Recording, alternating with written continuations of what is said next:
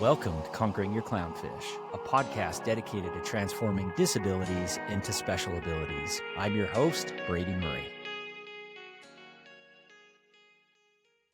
Welcome to the Conquering Your Clownfish podcast. I am so thrilled to introduce my incredible guest today, Jillian Arnold. Jillian is a mother and full-time caregiver to her two incredible children, Roman and Stella, who are living with ASMD, a rare and terminal genetic condition. In addition to her caregiving role, she is a podcast host and recently authored a children's book that celebrates inclusion. Through her family's journey, she has become a passionate advocate for the rare disease and disability communities, using her voice to foster awareness, connection, and support for families navigating similar challenges. Very good, Jillian. Welcome to the show. Hi, thank you so much for having me. I'm so excited to chat. Yes, I am very excited to chat with you as well. First off, I just want to congratulate you on your most recent book. That is no small undertaking to be able to do. Thank you. Yes, it was definitely a labor of love, as I like to put it. And it was so cool to just see it like out in the world now. And yes, everything that was in my head just in physical form now. Yes, it is. That is a big, big labor of love. And I have no doubt that it's making a great impact on our community for sure. Mm-hmm. Yes. Excellent. So you have a very unique story and a very unique journey. This is even within the disability journey, which all disability journeys are very unique. This is a unique journey within the disability journey. And we'd love to hear just about your journey and share your story. Could you start with that? Sure. Yeah. So yes, my name is Jillian. I currently live in Ohio, Cincinnati, which we were just talking about before recording Go here. Reds. Go Reds, yes. I live with my husband, Donald, and then our two incredible kiddos, Roman and Stella. Roman is 6 and Stella just turned 5 in January. So they're not twins, even though we get asked that pretty much every time we leave the house. But they are both diagnosed with ASMD, which stands for acid sphingomyelinase deficiency, which is a mouthful. It's more commonly known as Niemann-Pick disease type AB. So it's a rare genetic condition that essentially their bodies are lacking an enzyme that's needed to break down a certain type of lipid. So what happens is over time, that lipid kind of starts to accumulate in cells throughout the body, primarily affecting the liver, spleen, and lungs. It will cause a rapid neurodegeneration. So it's often compared to like a baby Alzheimer's, which is, I think everybody knows what Alzheimer's is, and it's kind of just easier to associate it with that. It causes a regression of skills that happens around age 1 to 1.5. So when my son was born, he was born healthy. You know, if you looked at him, you wouldn't know anything was wrong. Was developing kind of as a typical child should. And then around his 6-month well visit, his pediatrician was doing a physical exam, and she was like, you know, I might be crazy, but it feels like his liver is a little enlarged. And kind of like in an abundance of caution, she's like, I want to send you guys to go get some blood work and an ultrasound. So of course, that was just being a first-time parent is scary in general with a healthy child. So of course, all the red flags started going up in my mind, and your mind just kind of goes to worst case scenario. So we ended up taking him to get those labs done, and our pediatrician actually called us later that day. And I knew when I got the call, I was like, why are they calling me? We just got these labs done. And this was very quick. And I could tell just by the tone of her voice that something was very wrong. And she said, like, his labs came back. His liver enzymes were super elevated. His liver and spleen were enlarged, and that we needed to get down to the hospital. She's like, I scheduled an appointment for you at 3:00 today. So that kind of started our journey with this. Yeah. And then, you know, the whole story is kind of long and drawn out, but a condensed version is like one test led to another test, which led to genetic testing, which led to his diagnosis. And the caveat in this story is we found out that we were expecting our daughter just 3 days before we got my son's diagnosis.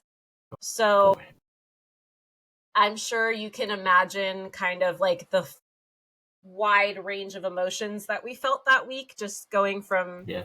finding out you're carrying another life and expanding your family is just like the highest of highs. And then Yeah. finding out just a few days later that your son is diagnosed with a terminal condition. And we quickly found out that it was a genetic condition. So any of our offspring have a 25% chance of inheriting the disease. So it kind of put us in a little bit of a sticky situation because we found out that there was a chance that she too could inherit this condition. And we looked into getting an amniocentesis done, which, if you're not familiar with that, it's where they can kind of test for certain conditions through like the amniotic fluid while you're still carrying your child. So we looked into it and we talked about it. And at the end of the day, my husband and I decided that, well, first, there was a small risk of miscarriage when you do that. And we decided that it wasn't going to change our personal decision on whether or not we had her. So we're like, listen, let's just wait. We'll get her tested at birth. She obviously, like, we knew that she was meant to be in our family and she was going to be a blessing regardless. And throughout that whole pregnancy, we just kept telling ourselves, like, there's just no way that this will happen again. Like, God wouldn't do that to us a second time. The odds are in our favor, like 75% chance she'd be okay. And then we ended up getting her tested at birth, and she was unfortunately diagnosed with it just a few months later. That is so much to take on. And then you have your son, who obviously you're still processing those emotions and trying to get an idea of what the future holds. Mm-hmm. And then you have another child that you're on the same path with. And so that was, let's see, Stella's 5 and Roman is 6. So fast forward to today. What does today look like? Today looks much brighter than back then. And I think there's a lot of different reasons as to why. Obviously, our children still have this condition. That hasn't changed. I think what has really changed, especially for me and my husband, is our mindset and our perspective. We fought really hard to get our kids onto 2 investigational medications. This was kind of earlier on in their diagnosis. So after our son was diagnosed, we were told there's no cure, there's no treatments, and that kids with the more severe form like don't live past age 3. So that was obviously devastating to hear, but at the same time, I think it kind of like lit a fire under our butts, and we're like, there has to be something. So of course we went into like research mode, and long story short, we got them started on 2 different medications. The first one is an enzyme replacement therapy. So it's a biweekly infusion that they get that has truly been a miracle drug for them. I mean, it's since become the first FDA approved treatment for ASMD, which was huge. So when our son started on it, it was still considered investigational. So we had to gain access of it through a compassionate use program through the drug company, which, as you can imagine, there was a lot of steps and red tape and Yes. all that good stuff. But we got there, and my daughter followed suit shortly after. And then the one downfall with that medication is that it doesn't cross the blood-brain barrier. So while it essentially reverses damage done from the neck down, so it has reversed their liver damage, their spleen, like all their organs are the size they should be now. It's really done so many wonderful things, but it doesn't stop or slow down the neurologic disease progression. So we ended up getting them on a secondary medication, which is still very investigational, but it has been shown to slow down or potentially stop that neurologic disease progression in mice. So, and it's been proven safe. I know it's been studied in things like PTSD in adults and stuff. So our kids have been on that one now for about 2 years. We're actually upping the dose, or in the process of upping the dose. So health-wise, they did still go through that devastating regression. They went from, being able to speak verbally and eat by mouth to now they're nonverbal, they're tube fed, they're non-ambulatory. They both do suffer with epilepsy. We deal with seizures with both of them daily. But they have also gained a lot of skills since starting these meds, and their health is stable. And I think what it comes down to too is that they're happy and they're loved and they're cared for. And they're in a good spot, I think, with this condition too. Anything, if your child isn't declining, like that's a win in and of itself. But to have them be stable and actually see certain skills be coming back, that's Wow. pretty huge. So I mean, I'm just processing this. This all has happened very quickly. I mean, you see your child as an infant growing and progressing and learning, and then you see them digressing, and you know that. And to your credit, you went out and you've done everything in your power to try and combat that. And you're actually seeing those symptoms and those results change, and you're seeing progress coming back into your child for their health. And so this is the ultimate roller coaster. And you think of the example of that you share with Alzheimer's.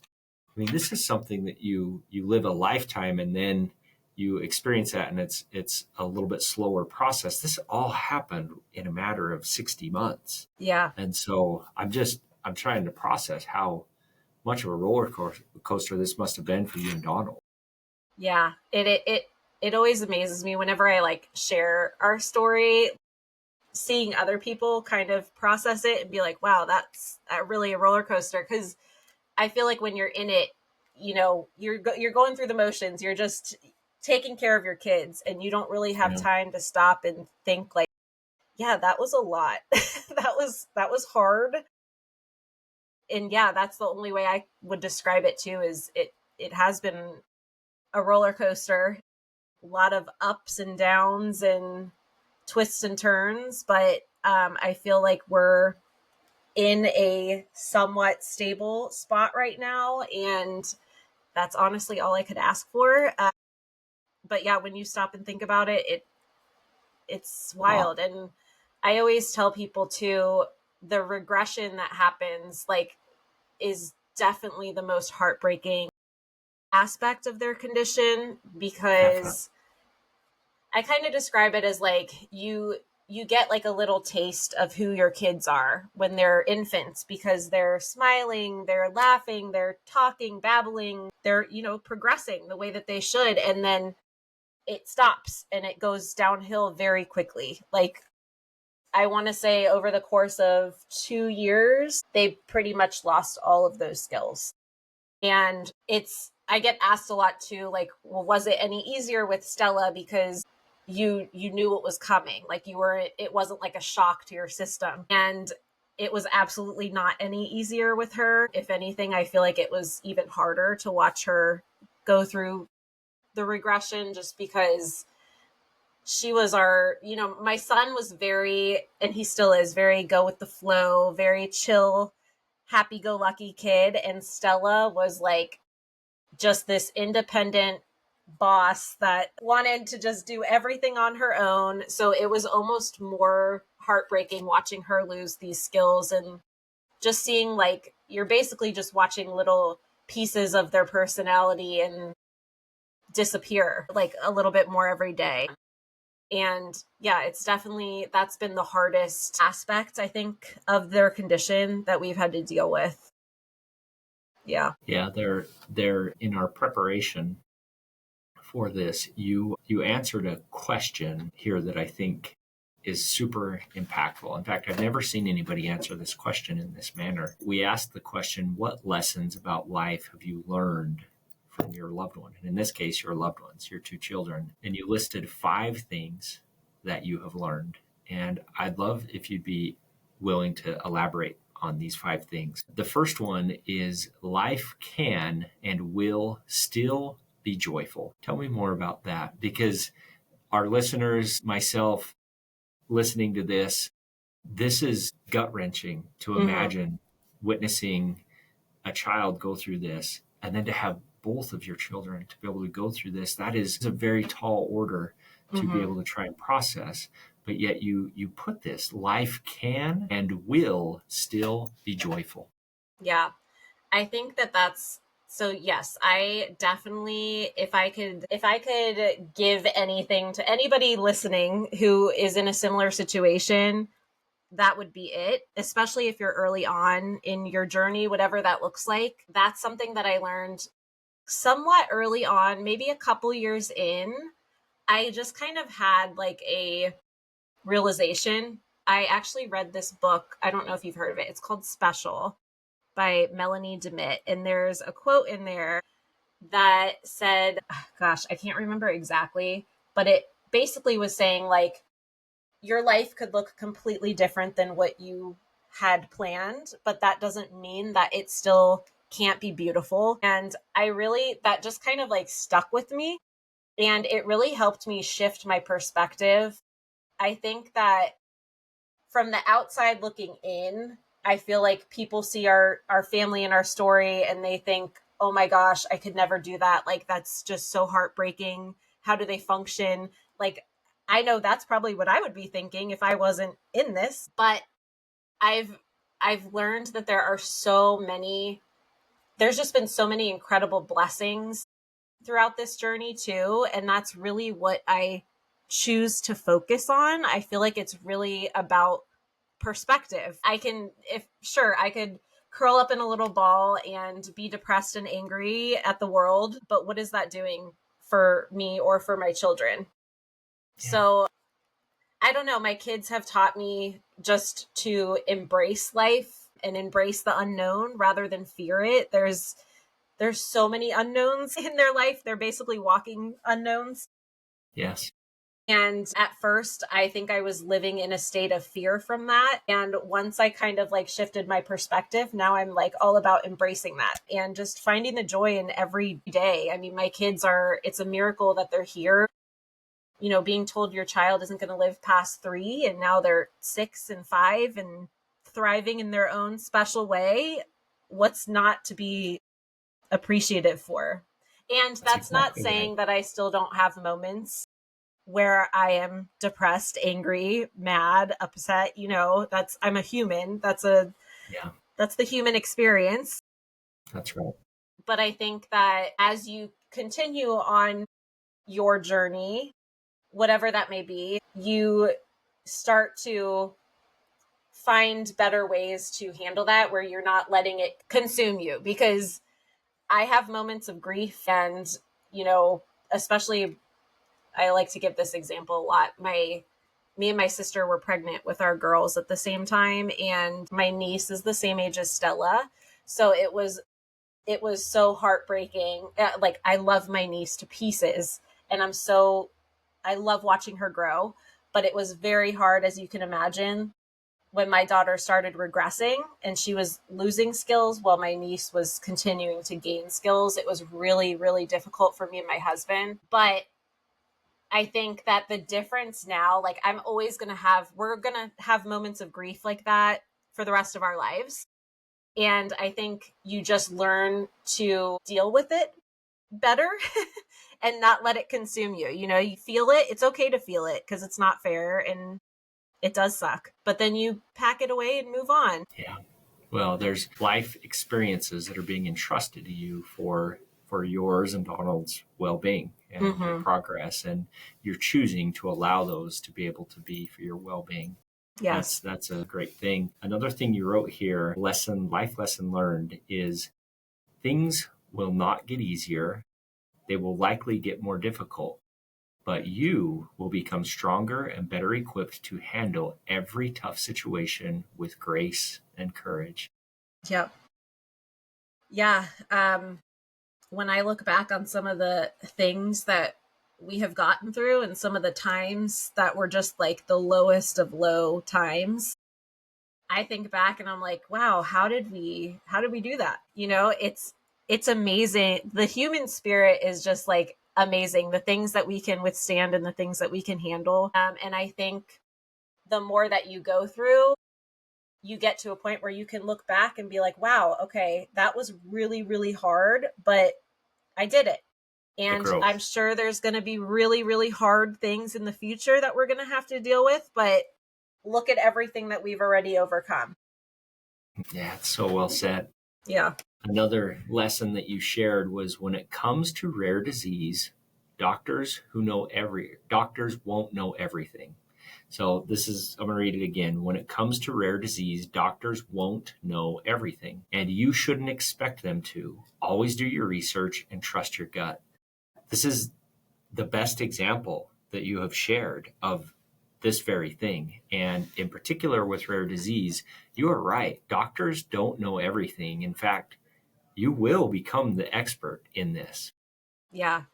Yeah. When my son was first diagnosed, like I said, we live in Cincinnati. So our children's hospital was actually just voted the number one in the country this year. So it's a very well known, reputable hospital. And we went to our first genetics appointment to like, okay, let's learn about this diagnosis because we knew nothing about it. And the geneticist we met with, who I love, like adore him, but he was like, we haven't seen a case of this within like 20 years. So that alone was like not very comforting because you're like, okay, we're at one of the best hospitals in the country and they haven't even seen a case of this in 20 years. And, things like the enzyme replacement therapy that we got our kids on, like that was us. That was us doing research. We were basically told there's no treatment, there's no cure, like sorry. Yeah. Like we're out of luck. And there's no one that will research and advocate for your child better than their parent, That's and great like, advice. and I think rather than I know a lot of people get very frustrated when doctors don't know everything about like a certain condition. But when it comes to rare disease, like it's rare for a reason. Like you shouldn't expect them to know everything. They spend, a day during medical school learning about like so many rare diseases. And if they're not coming across them very often, like why should they know? That's so yeah, I mean, I'd say definitely do your own research and you will definitely become the expert in your child's condition for sure. Definitely. Great advice. This goes along with the next life lesson learned here is no one will advocate for your child better than you.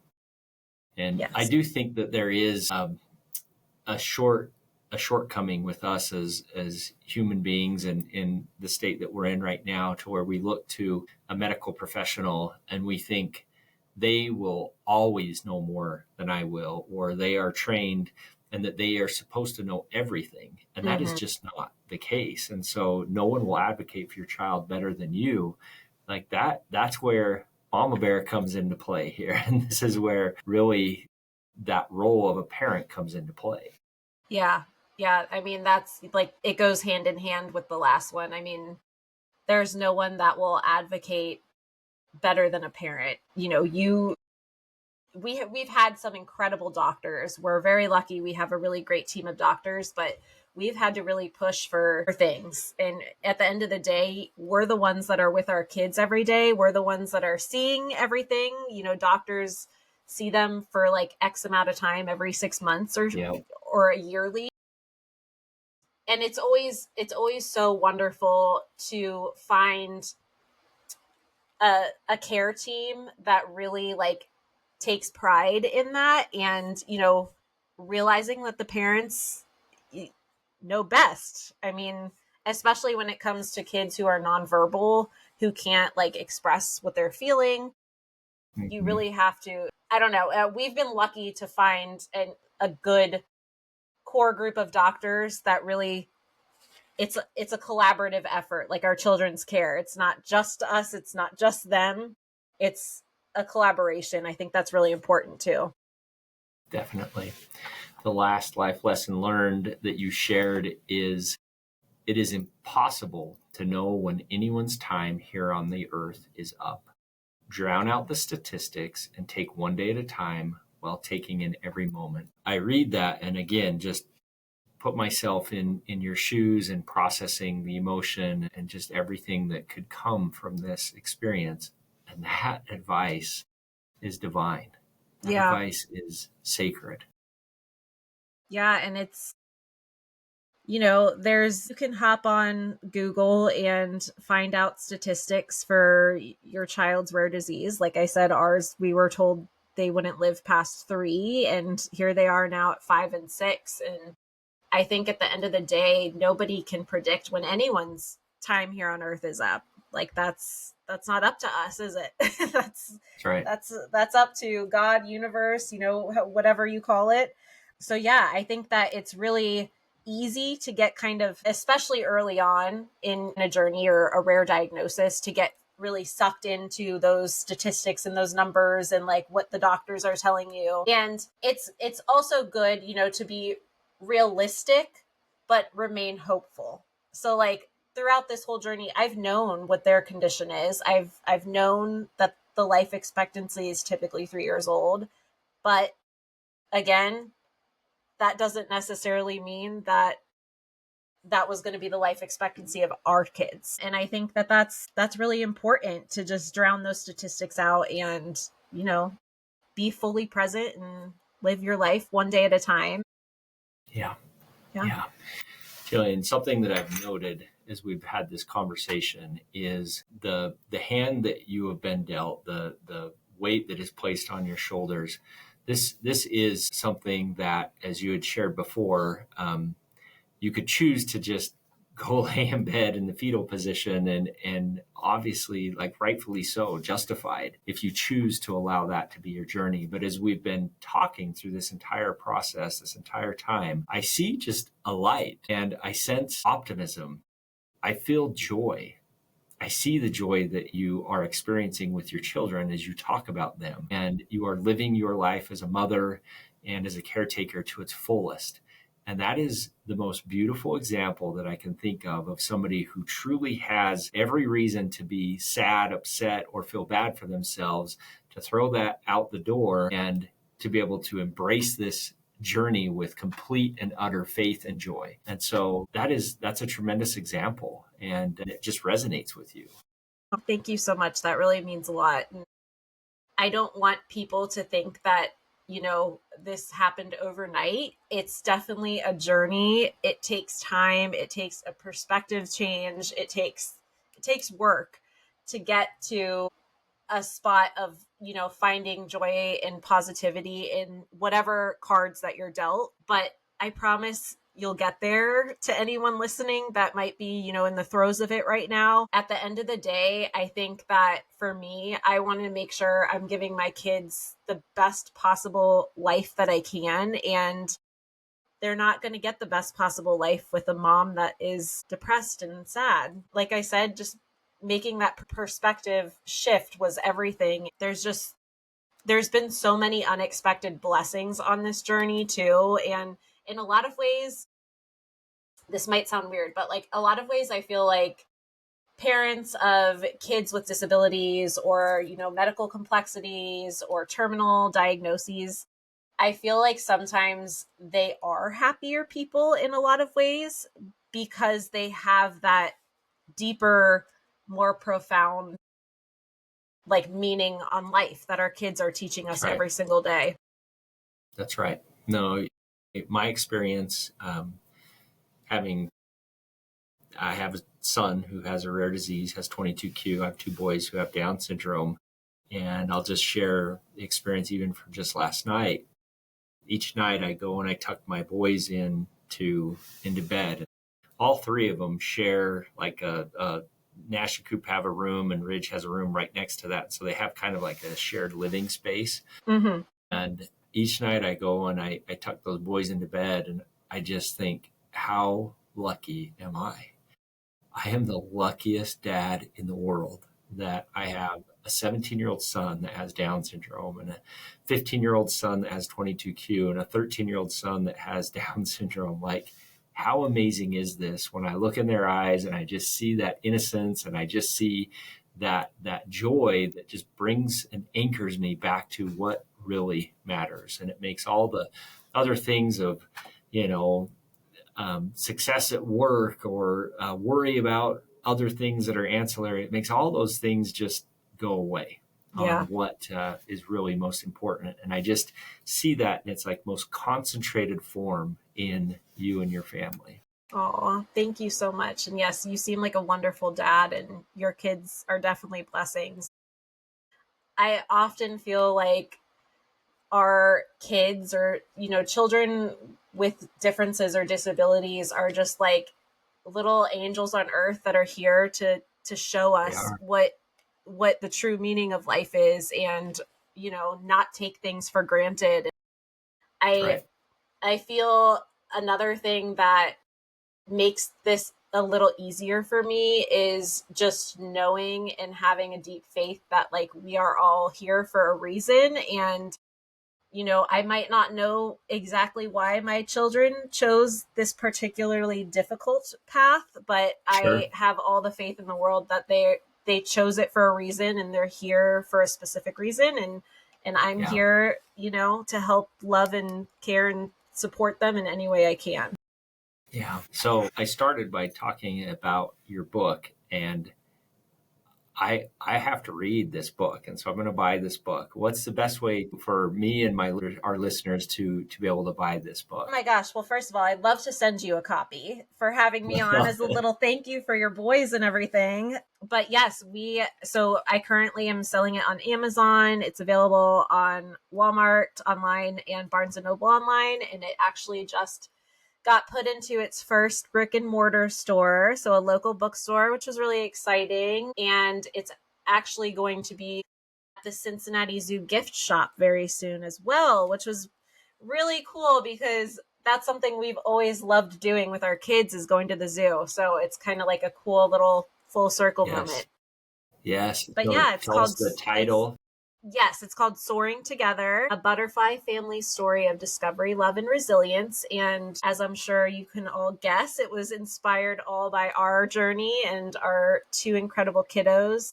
And I wrote it because I wanted a way to introduce disability to young readers in an uplifting and approachable and inclusive way. So I don't want to, you know, brag or anything, but the illustrations are dynamite and they're so colorful. And yeah, I would love to hear your thoughts if you do buy it. I But yeah, absolutely, I got to get me a copy of this because just super inspired by your journey and your resilience and not just resilience, but ability to thrive in the face of a headwind that is oftentimes one that we just wouldn't have originally signed up for, but you're thriving in that. And that's a beautiful thing. My guess is, you look at this with your two children, life expectancy being 3, they've doubled that, going to continue to thrive. They're doing well with this new medication. There's just a lot to look forward to. There's a lot of good that you are going to do as a result of these entrusted experiences that you've had. And so I'm excited that our paths have crossed. This is pretty awesome. Yeah. I loved having the chance to talk to you. This has been wonderful. I always love connecting with other parents of disabled children or children with rare diseases, medical complexities. I always tell people I think that finding a good group of people who understand what you're going through is really like key. Definitely. To just, again, like having that perspective and being able, there's so much power in knowing that you're not alone. Like Yep. I can't preach that enough. It's been a game changer for me, which is part of the reason why I started my own podcast a few years ago. Just I love building that sense of community for other parents because it was so game changing for me early on. Yeah. Most definitely. Well, we will be coming to Cincinnati on September 21st for Coop to throw the first pitch at the Reds. Yes. I think we should definitely keep in touch and see if there's any way we could connect while we're out there. Yes, we would love that. Like I said, we're Reds fans, and that's on my son's birthday, so it'll be his 7th birthday, which is Woo-hoo. crazy to think about. I love it. I love Yeah. it. I love it. Very good. Well, Jillian, so excited to be able to have met you and had our paths cross. Very excited to be able to see where the journey takes us in the future. Thank you for being a guest on the show, and just sure appreciate you and your example. Thank you. Thank you so much for having me. It's been a pleasure. Thanks for listening to this episode of Conquering Your Clownfish. If you liked what we discussed on the podcast today and want to continue the conversation, please visit us at conqueringyourclownfish.com. And please don't forget to subscribe.